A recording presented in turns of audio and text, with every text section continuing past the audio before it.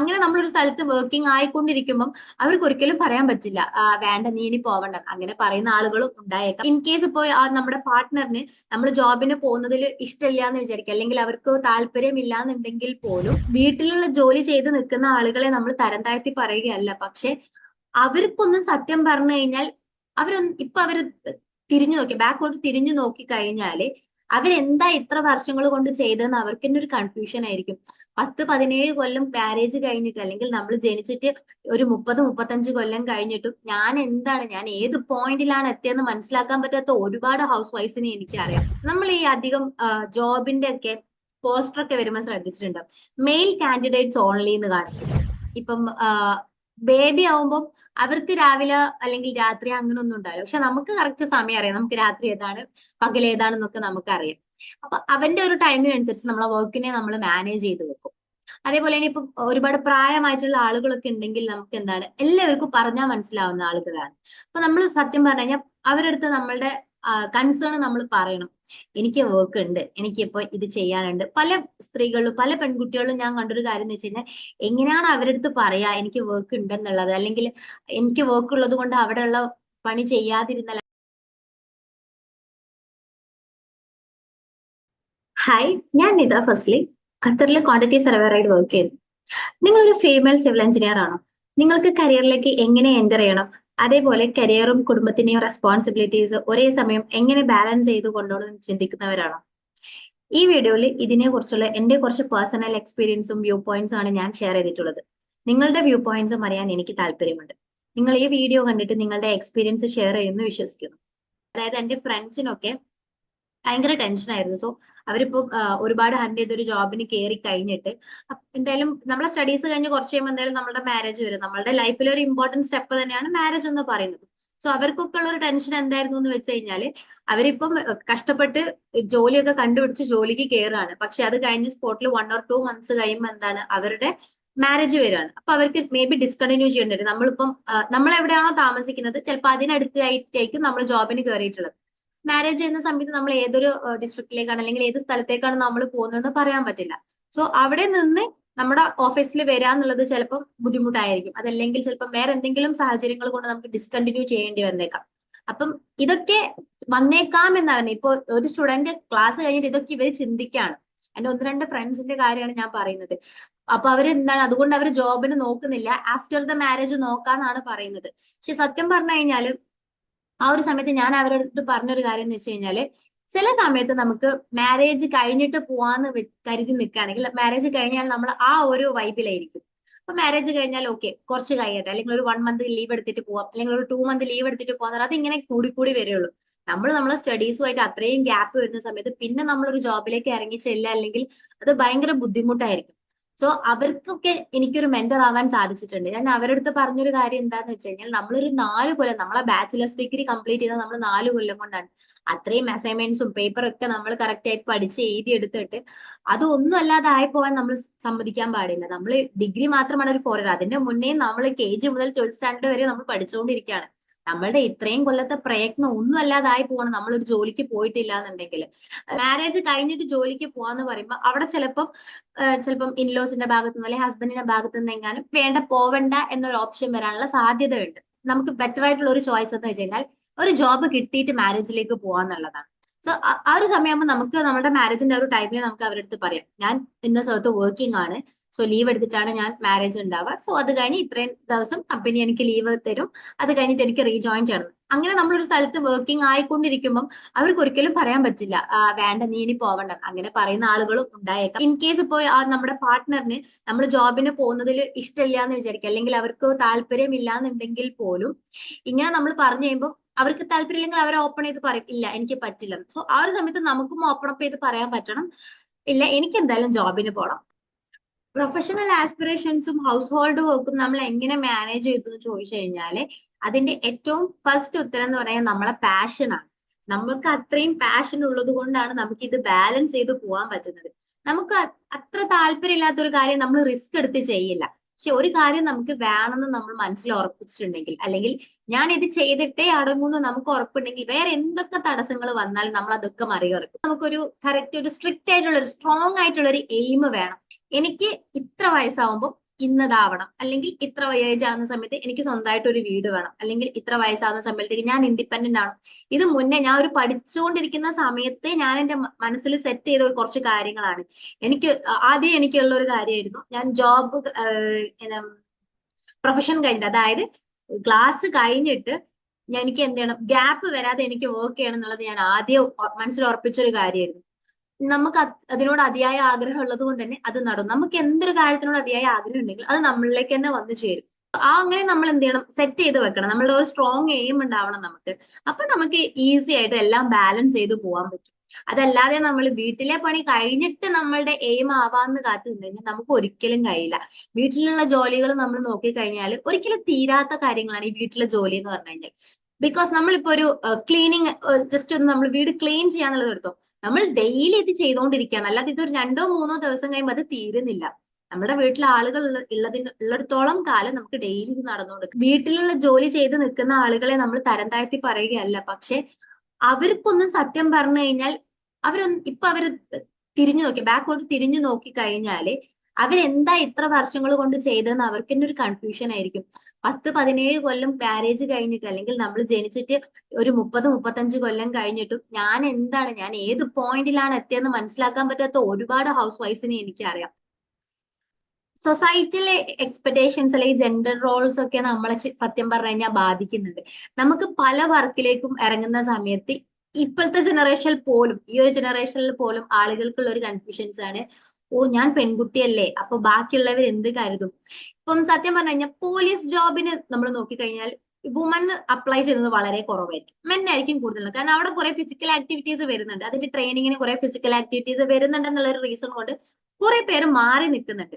സത്യം പറഞ്ഞു കഴിഞ്ഞാൽ അങ്ങനെ മാറി നിൽക്കേണ്ട ആവശ്യമില്ല. നമ്മുടെ ഉമ്മമാരൊക്കെ പഠിക്കാതെ ആയിപ്പോയതിന്റെ തന്നെ ഒരു വലിയ റീസൺ എന്ന് പറഞ്ഞാൽ സൊസൈറ്റിയുടെ ഒരു എക്സ്പെക്ടേഷൻ ആണ്. കല്യാണം കഴിച്ചു വന്നിട്ട് ഞാൻ പഠിക്കാൻ പോയ, അല്ലെങ്കിൽ ഞാൻ ഇവിടെ വർക്കൊന്നും ചെയ്യാണ്ട് ജോലിയൊന്നും ചെയ്യാതെ പഠിക്കാൻ പോയി കഴിഞ്ഞാല് വീട്ടിലുള്ളവർ എന്ത് കരുതും, അല്ലെങ്കിൽ മദറിൻലോ എന്ത് കരുതും, അല്ലെങ്കിൽ സൊസൈറ്റി എന്ത് കരുതും എന്ന് കരുതിയിട്ടാണ് പലരും ഇന്ന് ഈ കാണുന്ന ഒന്നുമല്ലാത്ത വെറും ഒരു ഹൗസ് വൈഫായി മാത്രം ഒതുങ്ങി പോയിട്ടുള്ളത്. ഇന്നത്തെ ജനറേഷനിൽ എനിക്ക് തോന്നുന്നു അത്രത്തോളം ഒന്നും ബാധിക്കുന്നില്ല. എല്ലാവരും നെവർ മൈൻഡ് ആണ്. ഇപ്പൊ അധികം നമ്മൾ സ്റ്റുഡൻസിനെ എടുത്ത് നോക്കിയാൽ, അല്ലെങ്കിൽ നമ്മൾ പെൺകുട്ടികളെ എടുത്ത് നോക്കി കഴിഞ്ഞാൽ അവർക്കൊരു പ്രശ്നമില്ല, ആരെന്ത് പറഞ്ഞാലും ഒരു കുഴപ്പമില്ല, അങ്ങനത്തെ ഒരു മൈൻഡാണ്. സോ അത് ഒരു തരത്തിൽ ഗുണമാണ്, ഒരു തരത്തിൽ ദോഷമാണ്. നമ്മൾ പല കുട്ടികളും വേണ്ടാത്തൊരു രീതിയിലേക്ക് പോകാൻ അത് ദോഷം ചെയ്യുന്നു. പക്ഷെ നമ്മുടെ കരിയറിനെ കൺസിഡർ ചെയ്യുമ്പോൾ, അല്ലെങ്കിൽ നമ്മളൊരു പ്രൊഫഷനൊക്കെ കൺസിഡർ ചെയ്യുന്ന സമയത്ത് അത് ഒരുപാട് നല്ലതാണ്. ബാക്കിയുള്ള എല്ലാവരും പറയുന്ന കാര്യം നമ്മൾ ചെവി കൊള്ളാൻ നിന്ന് കഴിഞ്ഞാൽ നമുക്ക് മുന്നോട്ടേക്ക് പോകാൻ പറ്റില്ല. ജെൻഡർ ഒരു ഇനീക്വാളിറ്റി നമ്മൾ ഈ അധികം ജോബിന്റെ ഒക്കെ പോസ്റ്റർ ഒക്കെ വരുമ്പോൾ ശ്രദ്ധിച്ചിട്ടുണ്ട്, മെയിൽ കാൻഡിഡേറ്റ്സ് ഓൺലി എന്ന് കാണിക്കും. ശരിക്കും ഞാൻ തന്നെ വിചാരിച്ചിട്ടുണ്ട്, ഞാൻ തന്നെ ജോബ് നോക്കുന്ന സമയത്ത് പല ഇന്റർവ്യൂക്ക് വന്നു കഴിഞ്ഞാലും നമ്മൾ ഓക്കെ, എന്റെ ക്വാളിഫിക്കേഷൻ ആണ്, എനിക്ക് എന്റെ നമ്പർ ഓഫ് ഇയേഴ്സ് എക്സ്പീരിയൻസ് എല്ലാം ഉണ്ടെന്ന് കരുതി നമ്മൾ അത് അപ്ലൈ ചെയ്യാൻ പോകുമ്പോഴായിരിക്കും ബ്രാക്കറ്റിൽ കൊടുത്തിട്ടുള്ളത് മെയിൽ കാൻഡിഡേറ്റ്സ് ഓൺലി എന്ന്. അപ്പൊ അത് എന്തുകൊണ്ടാണ് അവരങ്ങനെ ഉദ്ദേശിക്കുന്നത് എനിക്ക് ഇപ്പോഴും മനസ്സിലായിട്ടില്ല. ഇപ്പൊ ചില സമയത്ത് ഞാനിത് എന്റെ ഉപ്പയുടെ അടുത്ത് ചോദിച്ചു, ലൈക്ക് ഉപ്പയും ഈ ഒരു എഞ്ചിനീയറിംഗ് ഫേമിൽ തന്നെ ഉള്ളതാണ്. സോ ഉപ്പയുടെ അടുത്ത് ചോദിച്ചു എന്തുകൊണ്ടാണ് ഇവർ ഇങ്ങനെ കൊടുക്കുക, കാരണം ഞങ്ങളുടെ ഫേമിൽ തന്നെ ഞങ്ങൾ ഒരു തവണ പോസ്റ്റർ ചെയ്തപ്പോൾ ബ്രാക്കറ്റിൽ അവർ കൊടുത്തത് ഞാൻ കണ്ടു, മെയിൽ കാൻഡിഡേറ്റ്സ് ഓൺലി. ഞാൻ ചോദിച്ചു എന്തുകൊണ്ടാണ് നിങ്ങൾ അങ്ങനെ കൊടുക്കുന്നത്. അപ്പൊ അതിന് ഉപ്പ റിപ്ലൈ പറഞ്ഞതെന്ന് വെച്ച് കഴിഞ്ഞാൽ അത് സൈറ്റ് വർക്കിനാണ്, നമ്മൾ സൈറ്റ് എഞ്ചിനീയർക്കാണ് നമ്മൾ റിക്വയർമെന്റ് കൊടുത്തിട്ടുള്ളത്. സോ സൈറ്റ് നമുക്ക് അറിയുന്നതാണ്, നമ്മളുടെ ഒരു എഞ്ചിനീയറിന്റെ സൈറ്റ് എന്ന് പറഞ്ഞാൽ എല്ലാം ഒരു സ്ഥലത്തായിരിക്കില്ല, ഡിഫറെന്റ് പ്ലേസസിലായിരിക്കും. സോ ഒരു സ്ഥലത്ത് നിന്ന് മറ്റൊരു സ്ഥലത്തേക്ക് പോകേണ്ടി വരും. അപ്പൊ നമ്മൾ ചിലപ്പം യാത്ര ചെയ്ത് പോകണം, നമ്മൾ ബൈ ബൈക്കോ ബൈ ബസ്സോ എന്തായാലും നമ്മൾ യാത്ര ചെയ്ത് പോകേണ്ടി വരും. നമ്മൾ ആ ഒരു സൈറ്റിൽ നിൽക്കേണ്ടി വരും. സൈറ്റിൽ പണിക്കാരുണ്ടാവും. ഒബ്വിയസ്ലി എന്താണ്, ഇപ്പോൾ നോക്കുകയാണെങ്കിൽ കുറെ ബംഗാളികളൊക്കെയാണ് നമ്മളുടെ പണിക്കാരായിട്ട് ഉണ്ടാവുക. സോ വേറെ പുറത്തുള്ള ആളുകളൊക്കെയാണ് നമ്മളുടെ പണിക്കാര് കാര്യങ്ങളൊക്കെ ആയിട്ടുണ്ടാവും. അപ്പൊ ഉപ്പ അതിന് പറഞ്ഞ റീസൺ എന്ന് വെച്ച് കഴിഞ്ഞാല്, അപ്പൊ പെൺകുട്ടികളായി കഴിഞ്ഞാല് ഒന്നാമത് ചിലർക്ക് ഡ്രൈവിംഗ് അറിയണ്ടാവില്ല, പിന്നെ ഡ്രൈവിംഗ് അറിയുന്നവരും ഉണ്ട് ചിലർക്ക്. അപ്പൊ റീസൺസ് ആയിട്ട് പറഞ്ഞ കാര്യങ്ങളാണ്, ഡ്രൈവിംഗ് അറിയണ്ടാവില്ല, പിന്നെ ചിലർക്ക് ഡിസ്കംഫേർട്ട് ആയിരിക്കും ഇത്രയും പണിക്കാരൊക്കെ ഉള്ള സ്ഥലത്ത് നമ്മൾ അവിടെ നിന്ന്. കാരണം പല ആളുകൾക്കും പല ചിന്താഗതിയും പല രീതിയിലുള്ളവരായിരിക്കും. അപ്പൊ നമ്മളൊരു സ്ഥലത്ത് പോയി കഴിഞ്ഞാൽ അവർ നമ്മളെ എങ്ങനെയാണ് നോക്കുന്നത് നമുക്ക് മനസ്സിലാക്കാൻ പറ്റും, അവരുടെ ഒരു ബിഹേവിയർ നമുക്ക് മനസ്സിലാക്കാൻ പറ്റും. സോ അതെല്ലാം കൊണ്ടാണ് നമ്മൾ മെയിൽ കാൻഡിഡേറ്റ്സ് ഓൺലി എന്ന് കൊടുക്കുന്നത് ഇപ്പൊ പറഞ്ഞു. പക്ഷെ എനിക്ക് അതിനോട് യോജിക്കാനേ പറ്റിയിട്ടില്ല. ഇന്നത്തെ കാലത്ത് ഡ്രൈവിംഗ് അറിയാത്ത പെൺകുട്ടികൾ എന്ന് പറഞ്ഞാൽ വളരെ ചുരുക്കമാണ്. ഇനിയിപ്പോ ഡ്രൈവിംഗ് അറിയില്ലെങ്കിൽ എന്താ, ബസ്സിൽ പോവാലോ അല്ലെങ്കിൽ ഓട്ടോയിൽ പോവാലോ, നമുക്ക് അവിടെ പോസിബിലിറ്റീസ് ഉണ്ട്. അതേപോലെ തന്നെയാണ് ഇപ്പൊ ഈ വേറെ ബംഗാളിൽ ഇവരൊക്കെ നമ്മളെ നോക്കി നിന്നാൽ അല്ലെങ്കിൽ നമുക്ക് ഡിസ്കംഫേർട്ട് ആണെന്ന് വിചാരിക്കുക. നമ്മൾ ഒരിക്കലും ഡിസ്കംഫേർട്ട് ആവേണ്ട ആവശ്യമില്ല. നമുക്ക് നമ്മളിൽ ഒരു കോൺഫിഡൻസ് ഉണ്ടെങ്കിൽ നമുക്ക് എവിടെയും ഒരു ഡിസ്കംഫേർട്ട് ആവേണ്ട ആവശ്യമില്ല. പിന്നെ നമ്മൾ ഓടി നടന്ന് പണിയെടുക്കാൻ ബോയ്സ് ആണ് പറ്റാന്ന് പറയും. അങ്ങനത്തെ ഒരു രീതിയില്ല. സത്യം പറഞ്ഞാൽ വർക്ക് ചെയ്യാൻ പണിയെടുക്കാൻ ബോയ്സിനെക്കാട്ടും കൂടുതൽ കഴിവ് ഗേൾസിനാണ്. ഞാൻ മനസ്സിലാക്കിയെടുത്തോളം അങ്ങനെയാണ്. ഇപ്പം ഒരു വീട്ടിലുള്ള ഒരു പണി ഒരു ദിവസം നമ്മൾ ഒരു ആൺകുട്ടിനോട് ചെയ്യാൻ പറയാണ്, അറ്റ് ദ സെയിം ടൈം പെൺകുട്ടിനോടും പറയുകയാണെങ്കിൽ ഏറ്റവും ആദ്യം പണി തീരെ പെൺകുട്ടിയുടേത് തന്നെ ആയിരിക്കും. അതിൽ ഒരു തർക്കത്തിന്റെ ആവശ്യമില്ല. അതേപോലെ തന്നെ ഓടി നടന്ന് പണിയെടുക്കാൻ പെൺകുട്ടികൾക്കും പറ്റും. ഇപ്പം ബേബി ആവുമ്പോൾ അവർക്ക് രാവിലെ അല്ലെങ്കിൽ രാത്രി അങ്ങനെ ഒന്നും ഉണ്ടാവില്ല. പക്ഷെ നമുക്ക് കറക്റ്റ് സമയം അറിയാം, നമുക്ക് രാത്രി ഏതാണ് പകൽ ഏതാണെന്നൊക്കെ നമുക്കറിയാം. അപ്പൊ അവന്റെ ഒരു ടൈമിനനുസരിച്ച് നമ്മളെ വർക്കിനെ നമ്മൾ മാനേജ് ചെയ്ത് വെക്കും. അതേപോലെ തന്നെ ഇപ്പം ഒരുപാട് പ്രായമായിട്ടുള്ള ആളുകളൊക്കെ ഉണ്ടെങ്കിൽ നമുക്ക് എന്താണ് എല്ലാവർക്കും പറഞ്ഞാൽ മനസ്സിലാവുന്ന ആളുകളാണ്. അപ്പൊ നമ്മൾ സത്യം പറഞ്ഞു കഴിഞ്ഞാൽ അവരുടെ അടുത്ത് നമ്മളുടെ കൺസേൺ നമ്മൾ പറയണം. എനിക്ക് വർക്ക് ഉണ്ട്, എനിക്കിപ്പോ ഇത് ചെയ്യാനുണ്ട്. പല സ്ത്രീകളും പല പെൺകുട്ടികളും ഞാൻ കണ്ടൊരു കാര്യം എന്ന് വെച്ച് കഴിഞ്ഞാൽ, എങ്ങനെയാണ് അവരുടെ അടുത്ത് പറയാ എനിക്ക് വർക്ക് ഉണ്ടെന്നുള്ളത്, അല്ലെങ്കിൽ എനിക്ക് വർക്ക് ഉള്ളത് കൊണ്ട് അവിടെയുള്ള പണി ചെയ്യാതിരുന്നാൽ അവരെന്ത് കരുതും എന്ന് വിചാരിച്ചു നിൽക്കും. പക്ഷെ സത്യം പറയാൻ ഞാൻ മനസ്സിലാക്കിയെടുത്തോളം നമ്മൾ നമ്മളെ കൺസേൺ അവരുടെ അടുത്ത് പറയണം. എനിക്ക് വർക്ക് ഉണ്ട്, എനിക്ക് ഇത്രത്തോളം വർക്ക് ചെയ്യാനുണ്ടാവും, അപ്പം അത് കഴിഞ്ഞിട്ട് എനിക്ക് ഇവിടുത്തെ പണി ചെയ്യാൻ പറ്റുള്ളൂ. അല്ലെങ്കിൽ എന്ത് ചെയ്യണം, നമ്മൾ വർക്ക് തുടങ്ങുന്നതിന്റെ മുന്നേ ഇവിടെയുള്ള ജോലികൾ നമുക്ക് എന്താണോ റെസ്പോൺസിബിലിറ്റീസ്, നമ്മളെ ചുമതലപ്പെടുത്തിയിട്ടുള്ള കാര്യങ്ങൾ എന്തൊക്കെയാണോ അത് നമ്മൾ കംപ്ലീറ്റ് ചെയ്യണം. അങ്ങനെ ആവുമ്പോൾ പ്രശ്നമില്ല. സോ നമ്മൾ അങ്ങനെ ഒരുപാട് സ്ട്രാറ്റജീസ് നമ്മൾ സെറ്റ് ചെയ്ത് വെക്കണം. ഒരു റുട്ടീൻ സെറ്റ് ചെയ്ത് വെക്കുക, അല്ലെങ്കിൽ നമ്മുടെ കൺസേൺസ് അവരുടെ അടുത്ത് പറഞ്ഞ് അവരെ മനസ്സിലാക്കുക. പിന്നെ നമുക്ക് അവരുടെ അടുത്ത് ഹെൽപ്പ് ചോദിക്കാം. ഇപ്പൊ നമുക്കൊരു വർക്ക് ഉണ്ടെങ്കിൽ നമ്മൾ ഹെൽപ്പ് ചോദിക്കണം. നമുക്ക് എന്തെങ്കിലും റെസ്പോൺസിബിലിറ്റി ബാക്കി ഉണ്ടെങ്കിൽ നമ്മൾ ചോദിക്കാം. നമ്മൾ സിസ്റ്റേഴ്സിന്റെ അടുത്തോ ബ്രദേഴ്സിന്റെ അടുത്തോ നമ്മൾ ചോദിക്കാം, എടാ എനിക്ക് ഇന്ന് വർക്ക് ഉണ്ട്, അപ്പം ഇന്ന് എന്റെ ഈ ജോലി നീ ചെയ്യോ. പേഴ്സണലി എന്റെ കാര്യം എടുത്തു നോക്കുകയാണെങ്കിൽ ഷെഡ്യൂളിംഗ് എന്ന് പറയുന്നത് എന്റെ കേസിൽ ഒരു ഗെയിം ചേഞ്ചർ തന്നെയാണ്. ഇപ്പൊ നമുക്കൊരു വർക്ക് ഉണ്ടെങ്കിൽ അല്ലെങ്കിൽ നമുക്കൊന്ന് കാര്യം പഠിക്കാനുണ്ടെങ്കിൽ ചില ആളുകൾക്ക് ഉണ്ടാവും, എനിക്ക് എന്റെ ടേബിള് എന്റെ ചെയർ എന്റെ റൂമിൽ ഇരുന്നാൽ മാത്രമേ പഠിക്കാൻ പറ്റുള്ളൂ എന്നുള്ള ആൾക്കാരുണ്ടാവും. പക്ഷെ ഞാൻ ആ ടൈപ്പ് അല്ല. ഞാൻ ഏത് സിറ്റുവേഷനുമായിട്ട് ഞാൻ ഫ്ലെക്സിബിൾ ആണ്. ഇപ്പൊ എനിക്ക് ഓൺലൈൻ കോഴ്സ് ഉണ്ടാകുന്ന സമയത്ത് ഞാൻ ഓൺലൈനിൽ കോഴ്സ് എടുത്ത സമയത്ത് രാത്രിയായിരുന്നു ഓൺലൈൻ കോഴ്സ് ഉണ്ടാവുക. അപ്പൊ അതുകൊണ്ട് തന്നെ നമുക്ക് മൊബൈലിൽ ആക്സസിബിൾ ആണ്, അല്ലെങ്കിൽ നമ്മളെ സിസ്റ്റം നമുക്ക് ക്യാരി ചെയ്യാൻ പറ്റുന്നതാണ് നമ്മളിപ്പോ എവിടെ പോവുകയാണെങ്കിൽ. സോ എനിക്കിപ്പം ഒരു ഫാമിലി ഫംഗ്ഷൻ ഉണ്ടെങ്കിൽ അത് അറ്റൻഡ് ചെയ്യും, സെയിം ടൈം എനിക്ക് അവിടുന്ന് എന്റെ ഓൺലൈൻ കോഴ്സ് നോക്കാനും പറ്റും. അപ്പൊ ഒരു ഷെഡ്യൂൾ ചെയ്ത് വെക്കുന്നതാണ് നമ്മളിത്. എന്റെ ബാച്ചിലേഴ്സ് കഴിഞ്ഞിട്ട് ഞാൻ സിവിൽ എഞ്ചിനീയറിലാണ് ഞാൻ ഗ്രാജുവേറ്റ് ആയിട്ടുള്ളത്. So BTech in civil engineering ആയിരുന്നു. ആ ഒരു ബിടെക് ഞാൻ ചെയ്തുകൊണ്ടിരിക്കുന്ന സമയത്താണ് ഞാൻ ക്വാണ്ടിറ്റി സർവേയിങ്ങിന്റെ സർട്ടിഫിക്കേഷൻ എടുക്കുന്നത്. സോ ഞാൻ എടുത്തിട്ടുള്ള ഒരു സർട്ടിഫിക്കേഷൻ എന്ന് പറഞ്ഞു കഴിഞ്ഞാൽ ക്വാണ്ടിറ്റി സർവേയിങ് ആണ്. അതല്ലാതെ കുറെ സർട്ടിഫിക്കറ്റ് നമ്മളെ വർക്ക്ഷോപ്പ് പോലുള്ളതും അല്ലെങ്കിൽ 3 to 5 days ഒക്കെ വരുന്ന അങ്ങനത്തെ വർക്ക്ഷോപ്സ്, അല്ലെങ്കിൽ ഓൺലൈൻ ആയിട്ട് വരുന്ന വെബിനാറുകൾ, സെമിനാറുകൾ, അങ്ങനെയൊക്കെ ചെയ്തിട്ട് സർട്ടിഫിക്കറ്റ്സ് കാര്യങ്ങളുണ്ട്. അതല്ലാതെ നമ്മളൊരു സർട്ടിഫിക്കേഷൻ ആയിട്ട് ചെയ്തത് എന്താന്ന് ചോദിച്ചു കഴിഞ്ഞാൽ അത് ക്വാണ്ടിറ്റി സർവേയിങ്ങിന്റെ സർട്ടിഫിക്കേഷൻ ആയിരുന്നു. സോ ആ ഒരു സർട്ടിഫിക്കേഷൻ എടുത്തത് കൊണ്ട് മാത്രമാണ് ഇന്ന് ഞാൻ ഈ ഒരു സ്റ്റേജിൽ നിൽക്കുന്നത്. എന്റെ ലൈഫിൽ ഞാൻ ഇപ്പോഴും വളരെ ഹാപ്പിയാണ്. ഞാൻ ആരെടുത്ത് പറയുന്ന സമയത്തും എന്റെ അടുത്ത് എന്നെക്കാളും പ്രായം കുറഞ്ഞവരായിക്കോട്ടെ മൂത്തവരായിക്കോട്ടെ ആരെന്റെ അടുത്ത് ചോദിച്ചു കഴിഞ്ഞാൽ ഞാൻ ഫസ്റ്റ് പറയുന്ന കാര്യമാണ്, ഞാൻ സർട്ടിഫിക്കേഷൻ എടുത്തത് കൊണ്ട് മാത്രമാണ് ഞാൻ രക്ഷപ്പെട്ടതെന്ന്. എന്റെ ബിടെക് കഴിഞ്ഞിട്ട് ഞങ്ങൾക്ക് ഗ്രാജുവേഷൻ വെക്കും. ഇപ്പൊ ഗ്രാജുവേഷൻ വെക്കുന്ന ഞങ്ങളുടെ കോളേജിൽ പൊതുവേ ഗ്രാജുവേഷൻ എന്ന് ഉണ്ടാവുക നമ്മുടെ ക്ലാസ്സിലെ മൊത്തം പിള്ളേർക്കും ഉണ്ടാവും. ഗ്രാജുവേഷൻ സെറമണി ഉണ്ടാവും. എല്ലാവർക്കും ഒരു കോഴ്സ് കംപ്ലീഷൻ സർട്ടിഫിക്കറ്റ് കൊടുക്കുക. അങ്ങനെയാണ് സാധാരണ കോളേജസിലൊക്കെ വെക്കാറ്. പക്ഷെ ഞങ്ങളുടെ കോളേജിൽ ആ ഒരു ഇയറിൽ നടന്നിട്ടുണ്ടായിരുന്നത് ഫുൾ പാസ് ആയവർക്ക് മാത്രമുള്ള ഗ്രാജുവേഷൻ ആയിരുന്നു. അതുകൊണ്ട് നമ്മുടെ ക്ലാസ്സിൽ വളരെ ചുരുക്കം കുട്ടികൾ മാത്രമേ ഗ്രാജുവേഷൻ ഉണ്ടായിരുന്നുള്ളൂ. അപ്പം ഞങ്ങൾക്ക് 5 years 6 years അത്രയും ഇയേഴ്സിൽ ഒരുമിച്ചുള്ളവരുടെ ഗ്രാജുവേഷൻ സെറമണി ആയിരുന്നു. അതായത് ഫുൾ പാസ് ആയവർക്ക് മാത്രം. സോ അവിടെ എത്തിയപ്പോഴാണ് നമ്മൾ ഒന്നാമത് മനസ്സിലാക്കുന്നത്, ഇത്ര പേരെ ജയിച്ചിട്ടുള്ളൂ എന്ന് വിചാരിക്കും. ഇത്രയും 10-60 കുട്ടികൾ ഒരു ക്ലാസ്സിൽ പഠിച്ചിട്ട് അതിൽ നിന്ന് ചിലപ്പോൾ 11-12 കുട്ടികൾ മാത്രമാണ് ഫുൾ പാസ് ആയിട്ടുണ്ടാവുക. സോ ഞാൻ കൺഫ്യൂസ്ഡ് ആയിരുന്നു സത്യം പറഞ്ഞാൽ. ഇത്ര പേര് ഫുൾ പാസ് ആയിട്ടുള്ളൂ. നമ്മൾ ക്ലാസ്സിലൊന്നുള്ള സമയത്ത് നമ്മൾ അങ്ങനെ കൗണ്ട് എടുക്കുന്നില്ല, എത്ര പേര് ഫുൾ പാസ് ആയി എന്നൊന്നും നമ്മൾ കൗണ്ട് എടുക്കില്ല. അപ്പം അത്രയും വളരെ കുറച്ച് കുട്ടികളായിരുന്നു. അപ്പൊ ആ ഫുൾ പാസ് ആയിട്ടുള്ളവരെ എനിക്ക് തോന്നുന്നു കോഴ്സ് കഴിഞ്ഞ് 6 or 7 months കഴിഞ്ഞിട്ടാണ് ഈ ഒരു സെറമണി വെച്ചിട്ടുണ്ടായിരുന്നത്. അപ്പൊ ആ ഒരു സമയത്ത് ഓൾമോസ്റ്റ് എല്ലാവരും വർക്കിൽ കയറിയിട്ടുണ്ട്. അപ്പൊ അന്ന് അവിടെ പോയ സമയത്ത് ഞാൻ ഒഴികെ ബാക്കി എല്ലാവരും ട്രെയിനേഴ്സ് ആയിട്ടാണ് വർക്ക് ചെയ്യുന്നത്. അതായത് നമുക്കറിയാം നമ്മുടെ എഞ്ചിനീയറിംഗ് ഫീൽഡിൽ എന്ന് പറഞ്ഞു കഴിഞ്ഞാൽ ആദ്യം ഒരു 2 to 3 months ട്രെയിനി ആയിട്ട് വർക്ക് ചെയ്യണം. മിക്ക ഓഫീസിലും ആ ഒരു ട്രെയിനി ആയിട്ട് ചെയ്യുന്ന സമയത്ത് പൈസ ഒന്നും നമുക്ക് സാലറി ഒന്നും ഉണ്ടാവില്ല. ചിലർക്ക് ട്രാൻസ്പോർട്ടേഷന്റെ എമൗണ്ട് എന്തോ കൊടുക്കുന്നു തോന്നുന്നു. പക്ഷെ ബാക്കി മെജോറിറ്റി നമ്മൾ നോക്കുകയാണെങ്കിൽ സാലറി കാര്യങ്ങളൊന്നും ഉണ്ടാവില്ല. നമ്മൾ പക്ഷെ അവിടെ പോയിട്ട് വർക്ക് ചെയ്യണം. അങ്ങനെയാണ് നമ്മുടെ ഒരു പാറ്റേൺ വരുന്നത്. നാട്ടിലുള്ള കേസിലാണേ പറയുന്നത്. അപ്പം ആ ഒരു പാറ്റേൺ. അപ്പൊ അന്ന് ഞാൻ അവിടെ പോയി നോക്കുമ്പോൾ ഞാൻ ആ ഒരു സമയത്തും ഹൈ ഏർണിംഗ് സാലറി ആയിട്ട്, അല്ലെങ്കിൽ എനിക്കൊരു ഹൈ ഏർണിംഗ് ആണ് ഞാൻ ആ ഒരു സമയത്തും. അപ്പൊ അന്ന് എന്റെ ടീച്ചേഴ്സ് തന്നെ എന്റെ അടുത്ത് ചോദിച്ചിട്ടുണ്ട്, ഓ നീ മാത്രല്ലേ ഉയരങ്ങളിൽ എത്തിയത് എന്ന്. അപ്പൊ ഞാൻ ഭയങ്കര ഹാപ്പി ആയിരുന്നു അത് കേട്ട സമയത്ത്. ആ ഒരു സമയത്ത് നമുക്ക് എത്രയോ ലക്ഷങ്ങളോ അല്ലെങ്കിൽ അങ്ങനെയുള്ള ശമ്പളമൊന്നും ഇല്ലെങ്കിൽ പോലും ബാക്കിയുള്ളവരെ വെച്ച് നോക്കുമ്പോൾ ഞാൻ അന്നൊരു കംഫർട്ട് സോണിൽ എത്തിയിട്ടുണ്ടായിരുന്നു. ആ ഒരു വയസ്സിൽ എത്താൻ പറ്റുന്നതിന് എനിക്ക് അന്ന് ഞാൻ മനസ്സിലാക്കിയ കാര്യമാണ്. എന്റെ കൂടെ പഠിച്ചവരിൽ നിന്നും ഒരു പടി മുന്നിലായിരുന്നു ഞാൻ. അത് എത്തിയത് ഒബ്വിയസ്ലി ഞാനൊരു 100% ഒരു 1000% ഞാൻ കോൺഫിഡൻസോട് കൂടെ പറയും ഞാൻ സർട്ടിഫിക്കേഷൻ ചെയ്തതുകൊണ്ട് മാത്രമാണെന്ന്. കാരണം ഞാൻ സർട്ടിഫിക്കേഷൻ ചെയ്യുമ്പോൾ പോലും ഞാൻ വിചാരിച്ചിട്ടില്ല ഞാൻ ആ ഒരു മേഖലയിലേക്ക് പോകുന്നുള്ളത്. ഞാൻ വളരെ ആഗ്രഹിച്ചിട്ടാണ് ഞാൻ ആ ഒരു മേഖല തെരഞ്ഞെടുത്തതും ആ ഒരു സർട്ടിഫിക്കേഷൻ ഞാൻ ചെയ്തതും.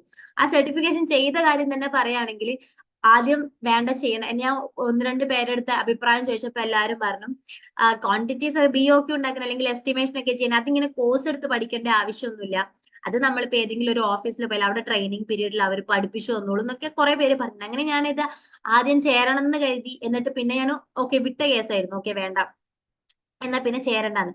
എഗൈൻ ഞാൻ രണ്ടാമത് റീതിങ്ക് ചെയ്തിട്ട് ഞാൻ എത്തിപ്പെട്ടതാണ് ആ ഒരു കോഴ്സിൽ. പക്ഷെ സത്യം പറഞ്ഞു കഴിഞ്ഞാല് പഠിച്ചോനെ എന്തോ ഞാൻ എത്തിപ്പെടണം എന്നുള്ളത് കൊണ്ട് എന്നെ അതിലേക്ക് വലിച്ചതാണ്. അല്ലെങ്കിൽ ഞാൻ വെറും ഒരു ബിടെക് മാത്രമായിട്ട് ആ ഒരു രീതിയിൽ സൈറ്റ് വർക്ക് കാര്യങ്ങൾ അങ്ങനെയായിട്ട് പോവായിരുന്നു. സോ എന്റെ ലൈഫിൽ ഞാൻ ആ ഒരു QS സർട്ടിഫിക്കേഷൻ എടുത്തതുകൊണ്ട് മാത്രമാണ് ഇന്ന് ഇവിടെ ഞാൻ നിൽക്കുന്നതും ഇത്രയും കാര്യങ്ങൾ എനിക്ക് ഏൺ ചെയ്യാൻ പറ്റിയത്. ബേസിക്കലി നമ്മളൊരു കോഴ്സ് വർക്കോ അല്ലെങ്കിൽ ഫാമിലിയോ ഇതിന് രണ്ടിനും ഒരേപോലുള്ള ഒരു പ്രയോറിറ്റിയാണ് ഞാൻ കൊടുത്തിട്ടുള്ളത്. അതല്ലാതെ ഏതെങ്കിലും ഒന്നിന് മാത്രം ഒരു കൂടുതൽ പ്രയോറിറ്റൈസ് ചെയ്തിട്ടുണ്ടോ എന്ന് ചോദിച്ചു കഴിഞ്ഞാൽ എന്റെ ലൈഫിൽ ഇതുവരെ ഞാൻ അങ്ങനെ ചെയ്തിട്ടില്ല. പിന്നെ നമ്മൾ ഇടയ്ക്ക് എന്തെങ്കിലും വീട്ടിൽ പണിയൊക്കെ ഉണ്ടെങ്കിൽ ഉമ്മാന്റെ കണ്ണ് വെട്ടിക്കാൻ വേണ്ടിയിട്ടില്ല വർക്ക് ഉണ്ടെന്ന് പറഞ്ഞ് അതൊരു പ്രയോറിറ്റി കൊടുത്തിട്ട് ആ ഒരു വർക്ക് അവിടെയുള്ള പണി സ്കിപ്പ് ചെയ്യാൻ വേണ്ടിയിട്ട് ചിലപ്പം കൂടുതൽ പ്രയോറിറ്റി കൊടുത്തിട്ടായിരിക്കും. അതല്ലാതെ നമ്മളൊരു ഫാമിലി നീഡ്സിൽ നിന്നും വർക്കിനെ മാത്രം പ്രയോറിറ്റൈസ് ചെയ്ത് ഇതുവരെ ഞാൻ നിന്നിട്ടില്ല. ഈവൻ ഇപ്പോ ആണെങ്കിൽ പോലും ബേബി ഉണ്ടായിട്ട് പോലും എനിക്കിപ്പം പകല് വർക്ക് ഉണ്ടാകും, രാത്രി എനിക്ക് ട്രെയിനിങ് സെഷൻസ് ഉണ്ട്. അപ്പൊ ആ ഒരു സമയത്ത് പോലും ഇപ്പൊ ബേബി ഉള്ളത് കൊണ്ട് അവനേക്കാൾ പ്രയോറിറ്റി ഞാൻ ഇതിന് കൊടുക്കുന്നില്ല. ഞാൻ ക്ലാസ് എടുത്തുകൊണ്ടിരിക്കുന്ന സമയത്ത് ട്രെയിനിങ് കൊടുത്തുകൊണ്ടിരിക്കുന്ന സമയത്ത് ബേബി കരയാണെങ്കിൽ ഞാനത് പോസ് ചെയ്തിട്ട് സ്റ്റുഡൻസിന്റെ അടുത്ത് ഒരു 5 minutes എന്ന് പറഞ്ഞ് അവരൊന്ന് സൂതൻ ചെയ്തതിന് ശേഷം മാത്രമാണ് ഞാൻ ഇതിലേക്ക് വരുന്നത്. അപ്പം ഇത് ക്ലാസ്സിന് ലെസ് പ്രയോറിറ്റി, ബേബിക്ക് ഹൈ പ്രയോറിറ്റി എന്നല്ല, പക്ഷെ രണ്ടും ഒരേപോലെ ബാലൻസ് ചെയ്തിട്ട് ഒരേ പ്രയോറിറ്റിയിലാണ് ഞാൻ കൊണ്ടുപോകുന്നത്. കാരണം ഇപ്പം എനിക്ക് വേണമെങ്കിൽ ബേബി കരഞ്ഞാൽ ഓക്കെ ഇന്ന് ക്ലാസ് എടുക്കാൻ പറ്റില്ല എന്ന് പറഞ്ഞ് കട്ട് ചെയ്തിട്ട് വേണേ പോവാം. പക്ഷെ അത്രയും സ്റ്റുഡൻസ് നമുക്ക് വേണ്ടി അവരുടെ സമയം ചെലവാക്കി അവർ ക്ലാസ് കേൾക്കാൻ വേണ്ടിയിട്ട് അവർ പൈസയൊക്കെ കൊടുത്ത് വന്നിരിക്കുന്നത് നമുക്ക് തോന്നുമ്പോൾ ഓഫ് ചെയ്യാനും ഓൺ ചെയ്യാനും വേണ്ടിയിട്ടല്ല. സോ അതിനും ഞാൻ പ്രയോറിറ്റി കൊടുക്കുന്നുണ്ട്. At the same time baby അവിടുന്ന് കഴിയുന്ന സമയത്ത് പറ്റില്ല, ഞാൻ ട്രെയിനിങ് സെഷൻ എടുക്കാൻ പേയ്മെന്റ് വാങ്ങുന്നതാണ്, ഇത്രയും സ്റ്റുഡൻസ് ഉള്ളതാണ്, അവർക്ക് വേണ്ടിയിട്ട് അവരെ അവിടുന്ന് കരയിപ്പിക്കാനും എനിക്ക് തോന്നില്ല. രണ്ടും ഞാൻ ഒരേപോലെ ബാലൻസ് ചെയ്തിട്ടാണ് ഞാൻ കൊണ്ടുപോകുന്നത്. ടിൽ നൗ എനിക്ക് അങ്ങനെ വലിയൊരു പ്രശ്നമുള്ള ഒരു സിറ്റുവേഷൻ വന്നിട്ടില്ല. ക്ലാസ് എടുക്കാനും പറ്റുന്നില്ല, ബേബിനെ നോക്കാനും പറ്റുന്നില്ല, ഒരു സിറ്റുവേഷൻ ഇതുവരെ വന്നിട്ടില്ല.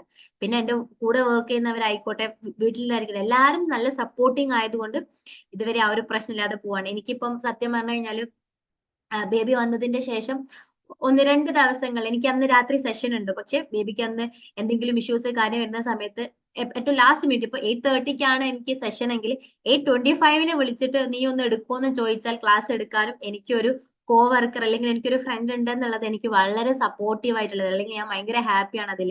എപ്പോഴും എന്റെ അടുത്ത് ഹസ്ബൻഡ് ഒക്കെ ചോദിക്കാറുണ്ട് നീ ആണെങ്കിൽ എടുക്കൂ അങ്ങനെ പെട്ടെന്ന് വിളിച്ചിട്ട് ക്ലാസ് ചോദിച്ചാലെന്ന്. പക്ഷെ നമുക്ക് വേണ്ടി അവൾക്ക് വേണ്ടി ഞാൻ അവൾക്ക് വേണ്ടിയും ചെയ്യുന്നത് കൊണ്ട് നമുക്ക് ഒന്നും പേടിക്കാനില്ല. ഇപ്പൊ 9 മണിക്ക് സെഷൻ ഉണ്ടെങ്കിൽ ചില സമയത്ത് 8:45 ആയിരിക്കും വീട്ടിൽ അൺഎക്സ്പെക്ടഡ് ആയിട്ട് ഗസ്റ്റ് വരുന്നത്. അപ്പൊ പരമാവധി നമ്മൾ നോക്കും 9 മണിക്ക് എടുക്കാൻ പറ്റുമോ എന്നുള്ളത്. പറ്റൂല എന്നുണ്ടെങ്കിൽ 8:55 വിളിച്ചിട്ട് പറഞ്ഞു കഴിഞ്ഞാൽ നീ ഒന്ന് എടുക്കുമെന്ന് ചോദിച്ചാൽ അവൾ ഓക്കെ ആണ്. അപ്പൊ അങ്ങനെ കുറെ ആൾക്കാരുണ്ടാകുമ്പോൾ നമുക്ക് ഭയങ്കര സുഖമാണ്. ഒരു ഹെൽപ്പാണ് നമുക്കൊരു ആശ്വാസം ഉണ്ടാവും, ടെൻഷൻ ഉണ്ടാവില്ല എന്ത് ചെയ്യുന്നുള്ളത്. അതല്ലെങ്കിൽ 9 മണിയാകുമ്പോൾ നമ്മൾ ഇങ്ങനെ എന്ത് ചെയ്യും എന്നുള്ള ആ ഒരു ടെൻഷൻ, ആ ഒരു പ്രഷർ നമുക്ക് വരും. അപ്പൊ ഇങ്ങനെ ഒരാളുണ്ടാകുന്ന സമയത്ത് നമുക്ക് ആ ഒരു പ്രഷർ വരില്ല. അതുകൊണ്ട് എന്തെങ്കിലും ഒന്നിന്റെ കൂടുതൽ പ്രയോറിറ്റൈസ് ചെയ്ത സിറ്റുവേഷൻ ഉണ്ടോ എന്ന് ചോദിച്ചാൽ എനിക്ക് പറയാൻ പറ്റില്ല. കാരണം രണ്ടും ഞാൻ ഒരേപോലെയാണ് പ്രയോറിറ്റി കൊടുക്കുന്നത്. ഇനിയും ഞാൻ മുൻപോട്ട് അങ്ങനെ തന്നെയാണ് ഞാൻ പ്ലാൻ ചെയ്തിട്ടുള്ളത്. അതല്ലാതെ ഏതെങ്കിലും ഒന്നിനൊരു ഹൈ പ്രയോറിറ്റി കൊടുക്കാൻ എനിക്ക് തോന്നില്ല. പ്രത്യേകിച്ച് വർക്കിന് ഒരു ഹൈ പ്രയോറിറ്റി ഒന്നും അല്ല എന്നുള്ള രീതി അങ്ങനെ എന്തായിട്ടും പോവില്ല. നമുക്ക് ഒരു ചെറിയൊരു പ്ലാനിങ് വേണം പഠിക്കുന്ന കാര്യത്തിലൊക്കെ. പ്രത്യേകിച്ച് ഇപ്പം ഒരു അടുത്ത ആഴ്ച നമുക്ക് എക്സാം ഉണ്ടെങ്കിൽ നമ്മൾ യൂഷ്വലി എല്ലാവരും ചെയ്യുന്നതാണ്, ഓക്കെ 10 ദിവസം പഠിക്കാനുണ്ടെങ്കിലൊക്കെ ഒരു ദിവസം ഒരു ചാപ്റ്റർ വെച്ചിട്ട്, അങ്ങനെ ചിലപ്പോൾ കുറച്ച് ദിവസം കഴിഞ്ഞാലും ഓക്കെ കുഴപ്പമില്ല ഒരു ദിവസം 2 ചാപ്റ്റർ വെച്ചിട്ട് അങ്ങനെ നോക്കിയിട്ട് പോകുന്ന അങ്ങനത്തെ പ്ലാനിങ് അല്ല പറയുന്നത്. അതല്ലാതെ കൃത്യമായിട്ട് ഇപ്പം നമുക്ക് യൂഷ്വലി നമ്മൾ നോക്കുകയാണെങ്കിൽ നമുക്ക് ഈ എക്സാമിന്റെ ഡേറ്റ്സ് ഒക്കെ വരുന്ന സമയത്ത് ഓരോ സബ്ജക്റ്റിനിടയിൽ എന്താണ് ടൈം ഗ്യാപ്പ് ഉണ്ടാവും. ഇപ്പൊ ഞങ്ങൾ എഞ്ചിനീയറിംഗിന്റെ ടൈമിൽ നോക്കുകയാണെങ്കിൽ എപ്പോഴും ടഫ് ഉള്ള സബ്ജക്റ്റിന് ടൈം ഉണ്ടാവാറില്ല. ഈസി ഉള്ള സബ്ജക്റ്റിനാണെങ്കിൽ കുറെ സമയം ഉണ്ടാവും. ആ സമയത്തൊക്കെ ഞാൻ ചെയ്യുക എന്താന്ന് വെച്ച് കഴിഞ്ഞാല്, ഇപ്പം ടഫ് ഉള്ള സബ്ജക്റ്റിന് സമയമില്ലെങ്കിൽ ഈസി ഉള്ള സബ്ജക്റ്റിന്റെ ആ ഒരു ഗ്യാപ്പിൽ ഇത് പഠിച്ചു വെക്കും. ഇത് പഠിച്ചു വെച്ചിട്ട് ലാസ്റ്റത്തെ 2 ദിവസം എന്ത് ചെയ്യും, ഇപ്പൊ ഫ്ലൂയിഡ് മെക്കാനിക്സ് ആണെങ്കിൽ എനിക്ക് ഫ്ലൂയിഡ് മെക്കാനിക്സിന്റെ എക്സാം ആണ് ഉള്ളതെങ്കിൽ ചിലപ്പോൾ അതിന്റെ കൂടെ തന്നെ ഏതെങ്കിലും ബേസിക്സിന്റെ എക്സാം ആയിരിക്കും അതിന്റെ തൊട്ട് മുന്നേ ഉള്ളത്. അപ്പൊ ബേസിക്സിന്റെ എക്സാമിനൊക്കെ ഒരുപാട് ഗ്യാപ്പ് ഉള്ളത്. ആ ഒരു സമയത്ത് ഞാൻ എന്ത് ചെയ്യും, ബേസിക്സിന്റെ എക്സാമിന്റെ തൊട്ട് മുന്നത്തെ 2 ദിവസം ബേസിക്സ് പഠിക്കാൻ എടുക്കും. അതിന്റെ മുന്നേ എത്ര ദിവസം ഉണ്ടോ അത്രയും ദിവസം ഞാൻ എന്ത് ചെയ്യും, ഫ്ലൂയിഡ് മെക്കാനിക്സ് പഠിക്കാൻ കൊടുക്കും. പിന്നെ എനിക്ക് എന്താണ് ഫ്ലൂയിഡ് മെക്കാനിക്സിന്റെ ഇടയിൽ ഗ്യാപ്പിൽ ഒരൊറ്റ ദിവസം റിവിഷൻ ചെയ്താൽ മാത്രം മതി. ഇങ്ങനെയാണ് സ്റ്റഡീന്റെ ടൈം ഞാൻ ഷെഡ്യൂൾ ചെയ്യാറ്. അപ്പം പ്ലാൻ ചെയ്യുമ്പോൾ നമുക്ക് ഭയങ്കര യൂസ്ഫുൾ ആണ്. ഇപ്പൊ ഇങ്ങനെ ഞാൻ പ്ലാൻ ചെയ്തോണ്ട് എനിക്ക് ഒരു എക്സാമിനും വലിയ ഉണ്ടായിട്ടില്ലായിരുന്നു. ഇപ്പം പലരും ഈ എക്സാമിന് പഠിക്കാൻ സമയമില്ലാത്തതിനെ കൊണ്ട് പഠിക്കാൻ പറ്റിയില്ല, അത് സപ്ലി ആയി പോയി എന്നൊക്കെ പറയുന്ന സമയത്ത് ഞാൻ ആലോചിക്കലുണ്ട് മനസ്സില്, ഇവർക്ക് എന്തുകൊണ്ട് കറക്റ്റ് ആയിട്ട് പ്ലാൻ ചെയ്തുകൂടാ? പ്ലാൻ ചെയ്ത് കഴിഞ്ഞാൽ ഈ ഒരു ബുദ്ധിമുട്ടില്ലല്ലോ, കറക്റ്റ് പ്ലാൻ ചെയ്താൽ മതിയല്ലോ എന്ന് ഞാൻ അപ്പോഴും ആലോചിക്കലുണ്ട്. അപ്പൊ അതേപോലെ പ്ലാൻ ചെയ്ത് നമ്മൾ എന്ത് ചെയ്യുകയാണെങ്കിലും ബുദ്ധിമുട്ടൊന്നും ഉണ്ടാവില്ല. അതേപോലെ പഠിക്കുന്ന സമയത്ത് നേരിട്ട വലിയൊരു പ്രശ്നമായിരുന്നു ഡിസ്ട്രാക്ഷൻസ്, അതായത് മൊബൈൽ ഫോൺ ഉണ്ടാകുന്നത്. ഞാൻ യൂഷ്വലി പറഞ്ഞു കഴിഞ്ഞു, ഞാൻ യൂഷ്വലി പഠിക്കാറ് മൊബൈലിലായിരുന്നു എന്നുള്ളത്. അപ്പൊ മൊബൈലാകുമ്പോൾ നമ്മൾ നെറ്റ് ഓൺ ആക്കിയിട്ട് പഠിക്കുന്ന സമയത്ത് എന്താണ്, എപ്പോഴും നമുക്ക് മെസ്സേജ് വരുമ്പോൾ എന്തായാലും ഒന്ന് അതിലേക്ക് പോയി നോക്കാം എന്ന് നമുക്ക് തോന്നും. അതിൽ നമുക്ക് തെറ്റൊന്നും പറഞ്ഞിട്ട് കാര്യമില്ല. അപ്പൊ ആ സമയത്ത് നെറ്റ് ആക്കാതെ പഠിച്ചുകൂടെ എന്ന് ചോദിച്ചു കഴിഞ്ഞാൽ എത്രയൊക്കെ നെറ്റ് ഓൺ ആക്കാതിരുന്നാലും ഇടയ്ക്ക് തോന്നും എന്തെങ്കിലും മെസ്സേജ് വന്നിട്ടുണ്ടെങ്കിലും വെച്ച് നെറ്റ് ഓൺ ആക്കും. അതല്ലെങ്കിൽ ചില സമയത്ത് നമ്മൾ ഓൺലൈനിൽ നമ്മൾ ആരെങ്കിലും സെൻഡ് ചെയ്ത് തന്നിട്ട് അങ്ങനെയൊക്കെ ആയിരിക്കും പഠിക്കുക. അപ്പൊ നമുക്ക് നെറ്റ് ആവശ്യമായിട്ടുണ്ടാകുന്ന സമയത്ത് നമ്മൾ നെറ്റ് ഉണ്ടെങ്കിൽ നമ്മൾ എന്താ ഓഫ് ആക്കിയിടില്ല. അപ്പൊ ഞാൻ കറക്റ്റ് ആയിട്ട് എക്സാം വരുന്ന ആ ഒരു സമയത്ത് നെറ്റ് റീചാർജ് ചെയ്യില്ലായിരുന്നു. അപ്പൊ ഞാൻ ചെയ്തിട്ടുള്ള ഒരു മെത്തേഡ് അതായിരുന്നു, നെറ്റ് റീചാർജ് ചെയ്യില്ല. അപ്പൊ എന്താണ്, സുഖമാണ്. നെറ്റ് ഇല്ലെങ്കിൽ നമുക്ക് ഓൺ ആക്കിയാലോ. പിന്നെ ആ ഒരു ടൈമിൽ ഞാൻ പഠിച്ചുകൊണ്ടിരിക്കുന്ന സമയത്തൊന്നും വീട്ടിൽ വൈഫൈ അല്ലായിരുന്നു. അപ്പൊ വൈഫൈ അല്ലാത്തതുകൊണ്ട് തന്നെ നെറ്റ് ഇല്ലെങ്കിൽ പിന്നെ നമുക്ക് വേറെ ആളുടെ ഇപ്പൊ ഹോട്ട്സ്പോട്ട് ഒക്കെ എടുക്കാം, അതൊക്കെ പോസിബിലിറ്റീസ് ഉണ്ട്. എന്നാൽ പോലും യൂഷ്വലി ചെയ്യാറുണ്ടായിരുന്നത് ആ ഒരു സ്ട്രാറ്റജി ആയിരുന്നു. എനിക്ക് അതാകുമ്പോൾ ഡിസ്ട്രാക്ഷൻസ് ഒന്നും ഉണ്ടാവില്ലായിരുന്നു. അപ്പൊ നെറ്റ് കയറ്റാതിരുന്നു കഴിഞ്ഞാൽ സുഖമായിട്ട് പഠിക്കാൻ പറ്റും. അപ്പൊ പഠിക്കുന്ന സമയത്ത് എപ്പോഴും പഠിക്കുന്നതിൽ മാത്രമേ കോൺസെൻട്രേറ്റ് ചെയ്തിട്ടുള്ളായിരുന്നു, അല്ലാതെ പഠിക്കുന്നതിന്റെ ഇടയിൽ പോയിട്ട് വേറെ പരിപാടിക്കൊന്നും ഞാൻ പോകില്ലായിരുന്നു. പിന്നെ എപ്പോഴും ഒരു സ്ട്രെസ് ഉണ്ടാവാതിരിക്കാൻ വേണ്ടിയിട്ട് ഞാനൊരു ടൈം ബൗണ്ടറീസ് സെറ്റ് ചെയ്ത് വെക്കായിരുന്നു. ഇപ്പൊ ഒരു 2-3 മണിക്കൂർ പഠിക്കുകയാണെങ്കിൽ ഞാൻ അവിടെ ഒരു അരമണിക്കൂറൊക്കെ ബ്രേക്ക് എടുക്കും. പിന്നെ ചിലപ്പോൾ അത്ര ലോങ് സ്ട്രെച്ചിൽ പഠിക്കില്ല, ചെറിയ ചെറിയ സ്ട്രെച്ചിലായിരിക്കും പഠിക്കുന്നത്. പക്ഷെ എന്റെ ഒരു പേഴ്സണൽ ആയിട്ട് ഉണ്ടാവുന്ന ഒരു പ്രശ്നം എന്തായിരുന്നു എന്ന് വെച്ച് കഴിഞ്ഞാല്, ഇപ്പൊ രാത്രി പലരും പറയും രാവിലെ നേരത്തെ എണീച്ച് പഠിക്കാന്ന് കരുതിയിട്ട് കിടക്കുന്നവരുണ്ട്. എനിക്ക് അങ്ങനെ ഉറക്കം കിട്ടില്ല, എനിക്ക് പഠിച്ചു കഴിഞ്ഞാലേ ഉറക്കം വരുള്ളായിരുന്നു. അതുകൊണ്ട് എനിക്ക് അങ്ങനെ ആ ഒരു സമയത്ത് ആ ഒരു ഡിസ്ട്രാക്ഷൻ എനിക്ക് അങ്ങനെ ഒരു ഫീൽ ഉള്ളതുകൊണ്ട് തന്നെ എനിക്ക് ഓവർ ഡിസ്ട്രാക്ഷൻസ് രാത്രിയിൽ വരില്ലായിരുന്നു. പകലായിരുന്നു പിന്നെയും പഠിക്കുന്ന സമയത്ത് ഒന്ന് ഫോൺ നോക്കാം അല്ലെങ്കിൽ ഒന്ന് അവിടെ പോയി ഇവിടെ പോവാന്നൊക്കെ ഉള്ളത് തോന്നുന്നത്. സോ അങ്ങനെ വരുന്നതുകൊണ്ട് ഞാൻ രാത്രി എത്ര തന്നെ ലേറ്റ് ആയി കഴിഞ്ഞാലും പഠിച്ചിട്ട് മാത്രമേ ഉറങ്ങാറുള്ളായിരുന്നു. അപ്പൊ ഞാൻ എന്ത് ചെയ്യും, പഠിച്ചു കഴിഞ്ഞിട്ടായിരിക്കില്ല നമ്മൾ ഉറങ്ങാൻ പോകുന്നത്, അപ്പൊ ഫ്രീ ആണ്. അപ്പൊ ഫ്രീ ആകുമ്പോൾ ഞാൻ മൊബൈലൊക്കെ കളിച്ച് സോഷ്യൽ മീഡിയാസ് ഒക്കെ ചെക്ക് ചെയ്തിട്ട് അപ്പൊ നമ്മൾ ഭയങ്കര ഫ്രീ ആയിട്ടായിരിക്കും ഉണ്ടാവുക. പഠിച്ചൊക്കെ കഴിഞ്ഞിട്ടും ഉണ്ട്, നമുക്ക് വേണ്ട കാര്യങ്ങളൊക്കെ ചെയ്യുന്നുമുണ്ട്. അതുകൊണ്ട് ടെൻഷന് കാര്യമൊന്നുമില്ല. അല്ലാതെ നമുക്ക് എക്സാം എങ്ങനെയെങ്കിലും ഒന്ന് കഴിഞ്ഞിട്ടുണ്ടായിരുന്നു, എനിക്ക് ആ ഫിലിം കാണായിരുന്നു, ഈ ഫിലിം കാണായിരുന്നു, അല്ലെങ്കിൽ ഇന്നത് ചെയ്യായിരുന്നു എന്നുള്ള ഓർത്തിട്ട് നമ്മൾ എങ്ങനെയും ഒന്ന് തീരട്ടെ എന്ന് വിചാരിച്ച് നിന്നാല് എക്സാമിന്റെ ഡ്യൂറേഷൻ ഒട്ട് പോവില്ലായിരുന്നു. നമുക്കിപ്പോ ഒരു ബിടെക്കിന്റെ ഒക്കെ സമയത്ത് നമുക്ക് നോക്കിക്കഴിഞ്ഞാൽ അറിയാം, എക്സാം ചിലപ്പോൾ 1 മന്ത് ഉണ്ടാവും. ഇടയിൽ കുറെ ഗ്യാപ്പ് ആയിരിക്കും, എന്നാൽ പോലും എക്സാം കഴിയാനും 1 മന്ത് ആയിരിക്കും. ഒരു എക്സാം കഴിഞ്ഞിട്ട് അടുത്ത എക്സാമിൽ എത്ര ഗ്യാപ്പ് ഉണ്ടെങ്കിൽ പോലും നമുക്കൊരു സമാധാനം ഉണ്ടാവില്ല. എക്സാം ഉണ്ടല്ലോ, പഠിക്കാനുണ്ടല്ലോ എന്നുള്ള ഒരു ടെൻഷൻ ആയിരിക്കും. അപ്പൊ അങ്ങനത്തെ സമയത്തൊക്കെ ഇങ്ങനെ എല്ലാ കാര്യങ്ങളും കുറച്ച് കുറച്ചായിട്ട് ഫിലിം കാണുന്നുണ്ട്, അല്ലെങ്കിൽ കുറച്ച് സോഷ്യൽ മീഡിയാസ് നോക്കുന്നുണ്ട്, പഠിക്കുന്നുണ്ട്. ഇതെല്ലാം കൂടെ മിക്സ് ചെയ്തിട്ട് ഒരു മിക്സർ പരുവത്തിലാക്കി നമ്മൾ നോക്കുന്നതിനെ കൊണ്ട് ഒരുപാട് ബോറടിക്കില്ലേ. അപ്പൊ ആ ഒരു സമയത്ത് ഇങ്ങനെയൊക്കെ നമ്മൾ എല്ലാം കൂടി ഓക്കെ ഇത്ര ചാപ്റ്റർ കഴിഞ്ഞിട്ട് നമുക്ക് ഇന്ന് ചെയ്യാന്നൊക്കെ നമുക്ക് ഒരുപാട് ഡിസ്ട്രാക്ഷൻസ് അവിടെ വരില്ല. ഓക്കെ, ഇത് പഠിക്കണമല്ലോ, പഠിക്കാനുള്ളത് പ്രയോറിറ്റി. അത് ഒന്നാമത്തെ കാര്യം വെച്ചാൽ നമ്മുടെ മനസ്സിൽ ആദ്യം ഒരു പ്രയോറിറ്റി വേണം. എനിക്ക് പഠിക്കലാണ് ഇമ്പോർട്ടന്റ്, എനിക്ക് മാർക്ക് വേണം. എന്നെ സംബന്ധിച്ചിടത്തോളം വേറൊരു കാര്യം എന്ന് വെച്ച് കഴിഞ്ഞാൽ എനിക്ക് എന്റെ ഒരു പേഴ്സണൽ ഇതാണ്, എല്ലാവർക്കും അങ്ങനെ ആയിക്കോണമെന്നില്ല. എപ്പോഴും കൂടുതൽ മാർക്ക് വേണം എന്നുള്ളൊരു ആ ഒരു ടൈപ്പ് ആയിരുന്നു ഞാൻ. കോളേജിൽ എത്തിക്കഴിഞ്ഞാൽ പല ആളുകളും ഓക്കെ പാസ്സാണോ എന്ന് മാത്രമേ നോക്കുള്ളായിരുന്നു. അല്ലാതെ ആരും O ഗ്രേഡ് വേണം അല്ലെങ്കിൽ A+ വേണം എന്നൊന്നും പറഞ്ഞ് ഞാൻ അങ്ങനെ കേട്ടിട്ടില്ല. പക്ഷെ എനിക്ക് ആ ഒരു സമയത്തും എനിക്ക് എല്ലാത്തിലും O കിട്ടണം എന്നായിരുന്നു ആഗ്രഹം. എല്ലാ സബ്ജക്റ്റിലൊന്നും O കിട്ടിയിട്ടില്ല സത്യം പറയാലോ. പക്ഷെ ഒരുപാട് സബ്ജക്റ്റിൽ എനിക്ക് O ആയിരുന്നു. എനിക്ക് ഒരുപാട് താഴോട്ടേക്ക് പോയി. എന്റെ CGPA എടുത്തു നോക്കി കഴിഞ്ഞു കഴിഞ്ഞാൽ 8.5ന്റെ മേലല്ലാതെ എനിക്ക് അതിന്റെ താഴെ പോയിട്ടുള്ള ഒരു സെം ഇല്ലായിരുന്നു. അപ്പൊ അങ്ങനെ ഒരു കാര്യം എനിക്ക് എന്നെ മനസ്സിലുള്ളതുകൊണ്ട് തന്നെ എനിക്ക് ഒരുപാട് ഡിസ്ട്രാക്ഷൻസ് അങ്ങനെ വന്നിട്ടില്ല. വേറെ എന്ത് കാര്യമല്ല. അപ്പൊ എനിക്ക് എന്റെ ഫൈനൽ എക്സാമിന്, എന്റെ 4th ഇയറിലെ ഫൈനൽ എക്സാമിന്റെ സമയത്ത് എന്റെ കല്യാണം കഴിഞ്ഞിട്ട് ശേഷമായിരുന്നു. അതായത് മെയിൽ എന്റെ കല്യാണം കഴിഞ്ഞു, ജൂൺ 1st എക്സാം വരുന്നത്. എന്നിട്ട് പോലും എനിക്ക് അവിടെ ഡിസ്ട്രാക്ഷൻസ് വന്നിട്ടില്ല. എനിക്ക് ആ ഒരു സമയത്തും എനിക്ക് നല്ല മാർക്ക് തന്നെ ഉണ്ടായിരുന്നു. ആ ഒരു സമയത്ത് എനിക്ക് നിർബന്ധം ഉണ്ടായിരുന്നു എനിക്കത് മാർക്ക് ഉണ്ട്. അല്ലാതെ ബാക്കി എല്ലാവരും പറയോ കല്യാണം കഴിച്ചത് കൊണ്ട് മാർക്ക് കുറഞ്ഞു എന്ന് പറയരുതെന്നും എനിക്ക് വളരെ നിർബന്ധമായിരുന്നു. അതുകൊണ്ട് എനിക്ക് അങ്ങനെ ഡിസ്ട്രാക്ഷൻസ് വന്നിട്ടില്ല. ആകെ യൂസ് ചെയ്തിട്ടുള്ള ഒരു സ്ട്രാറ്റജി എന്ന് വെച്ച് കഴിഞ്ഞാൽ ഫസ്റ്റ് ഇയറിലൊക്കെ ആവുന്ന സമയത്ത് എക്സാം വരുമ്പോൾ നെറ്റ് കയറ്റില്ലായിരുന്നു. അതാകുമ്പോൾ പിന്നെ നമുക്ക് നെറ്റിൽ കളിക്കാനൊന്നുമില്ലല്ലോ. നമുക്ക് ഏറ്റവും മെയിൻ ആയിട്ട് കളിക്കാനുള്ള സാധനം വെച്ചാൽ നമുക്ക് നെറ്റ് കളിക്കാന്നുള്ളതാണ്. സോ അത് ഞാൻ ചെയ്യില്ലായിരുന്നു.